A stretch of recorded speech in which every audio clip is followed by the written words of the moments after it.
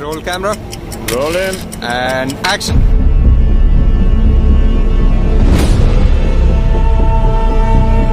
জেনে নিন কল্কি 2898 এডি সিনেমাটি তৈরি করতে অভিনেতা অভিনেত্রী থেকে শুরু করে ফিল্ম নির্মাতারা কতখানি পরিশ্রম করেছেন, কোথায় সিনেমাটি শুটিং হয়েছে এবং আরও অন্যান্য তথ্য।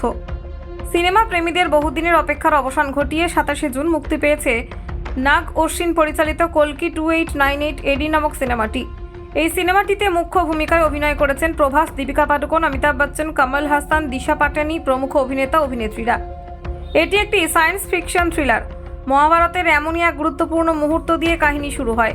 ধরা হয় সেই সময় থেকে কলিযুগের সূচনা, আর তারপর সিনেমা চলে যায় 2898 খ্রিস্টাব্দে।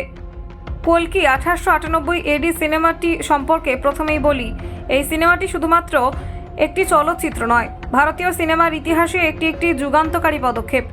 এই সিনেমাটির নির্মাণ, বিষয় ভাবনা, গল্প বলার ধরন এই দেশের চলচ্চিত্র শিল্পে নির্দিষ্ট একটা মানদণ্ড তৈরি করেছে, যেখানে থেকে ভারতীয় সিনেমার উজ্জ্বল ভবিষ্যতের কথা ভাবা যেতেই পারে।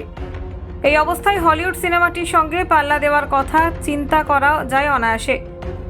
এই সিনেমাটি মুক্তি পাওয়ার আগে পর্যন্ত কোনো ভারতীয় সিনেমাতে পুরাণ, বর্তমান এবং ভবিষ্যতের এমন অসাধারণ মেলবন্ধন চোখে পড়েনি।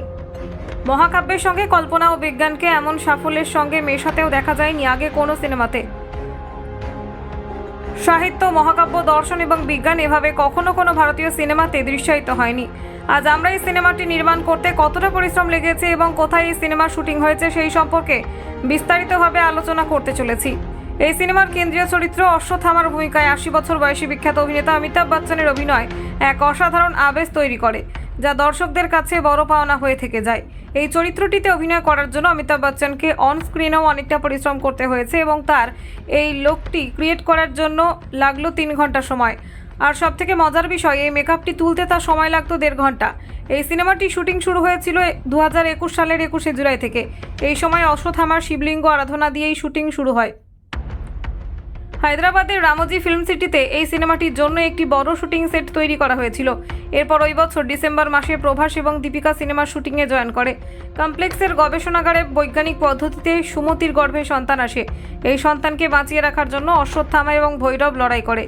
এই শুটিংটিও ওই সময়কালেই হয়েছে, যেটি হায়দ্রাবাদের রামোজি ফিল্ম সিটিতে শুটিং করা হয়েছে। এরপর থেকে প্রতি মাসেই 7 থেকে 8 দিন করে শুটিং হতো, আর মাসের বাকি দিনগুলোতে শুটিং সেট তৈরি এবং শুটিংয়ের জন্য প্রয়োজনীয় যাবতীয় জিনিসপত্র তৈরি করতে লাগতো। এই ছবিতে সূক্ষ্ম অনেক জিনিসই করা হয়েছে, যার ফলে সিনেমাটি তৈরি হতে এতদিন সময় লেগে যায়।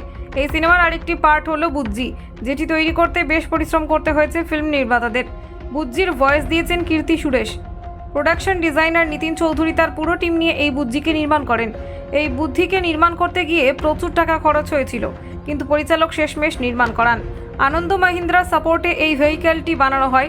বুজ্জি ছাড়াও আরও কিছু ভেহিক্যাল আমরা সিনেমাতে দেখতে পাই, যেগুলি বুজ্জির মতো রিয়েল ছিল না, কেবল তার ড্যামি মডেল বানানো হয়েছিল এবং সেগুলিকে ভিএফএক্স এর দ্বারা মোশন দেওয়া হয়েছিল। এই সিনেমাটিতে আমরা 3টি জায়গা দেখতে পাই, একটি হলো কাশী, অপরটি হলো কমপ্লেক্স এবং আরেকটি হলো সাম্বালা। এই সিনেমাতে দেখানো হয়েছে যে ভবিষ্যতে সব শহরই ধ্বংস হয়ে গেছে কেবল কাশী ছাড়া। তবে কাশী শহরও ধ্বংসের পথে। সেখানে গঙ্গা নদী শুকিয়ে গেছে এবং মানুষ জলের জন্য হাহাকার করছে। ভালোকে দমন করে খারাপ জিনিসেরই সেই সময় জয় দেখা যাবে। ফিল্ম নির্মাতারা এই কাশী শহরটিকে নির্মাণ করেছেন রামোজি ফিল্ম সিটি সেটাই।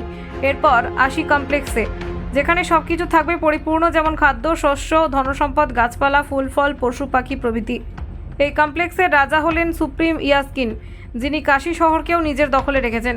যারা কাশী শহর থেকে এই কমপ্লেক্সটিতে যেতে চায় তাদেরকে 1 মিলিয়ন ইউনিট দিতে হয় এবং এই পরিমাণ অর্থ উপার্জন করার জন্য মানুষ যে কোনো কাজ করতেই রাজি থাকে। এরপর যে জায়গাটি রয়েছে সেটি হলো সাম্বালা, যেখানে কেবলমাত্র তারাই লুকিয়ে থাকেন যাদের কমপ্লেক্সের সাথে অশান্তি রয়েছে। বলা হয় যে কল্কির জন্ম এই সাম্বালাতেই হয়।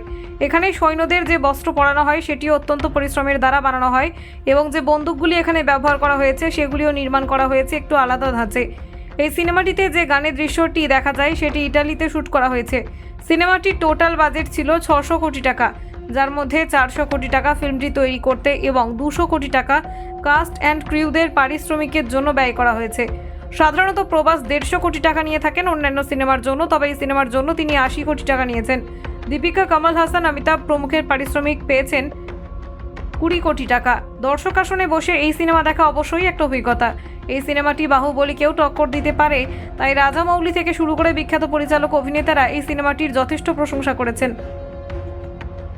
খুব শীঘ্রই এই সিনেমাটি দ্বিতীয় পর্ব আসতে চলেছে, যার জন্য এখন মানুষ অপেক্ষারত।